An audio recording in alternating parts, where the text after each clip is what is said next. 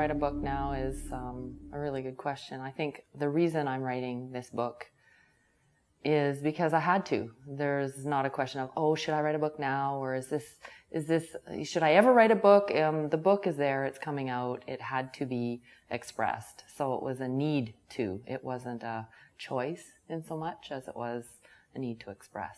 The nudity for me in the book came about more accidentally because the original photos were for me. And then it morphed into this expression of beauty of yoga and love and sort of commitment to the practice. So I came to a point where I had to decide, am I going to include nude photos or not?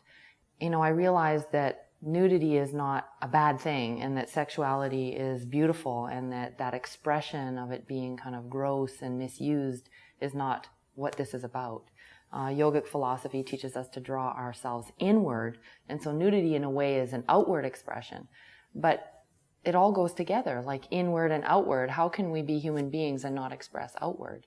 The nudity also really challenged me as a human being, allowing other people to see such an intimate part of my life. And sharing it was really scary. And I realized that I have to push the limits of what's okay for me and what's safe for me. And I felt like nudity was kind of doing that. The second whole challenge was, launching this book into the world and wondering how other people are going to receive it. And, I don't want to piss anybody off. I'm no different than the next guy. I want people to be happy. What I'm doing might offend somebody, but to not express is an offense to me. So I kind of was stuck in this place, and I fell on the line that said, this is something I need to do for me.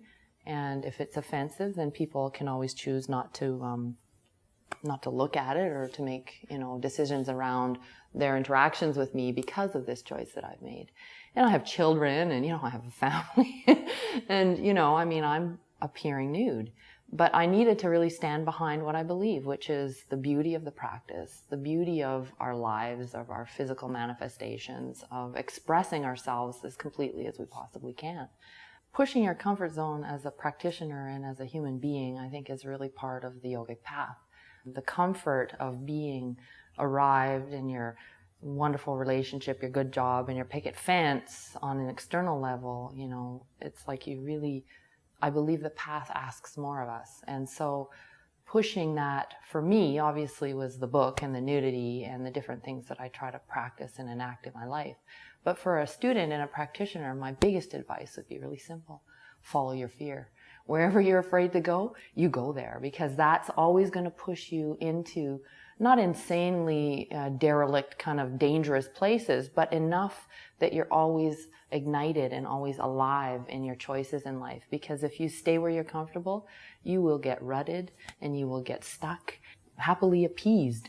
And the comfort zone is not the place, in my view, and in terms of the path, it's about pushing and following that fear.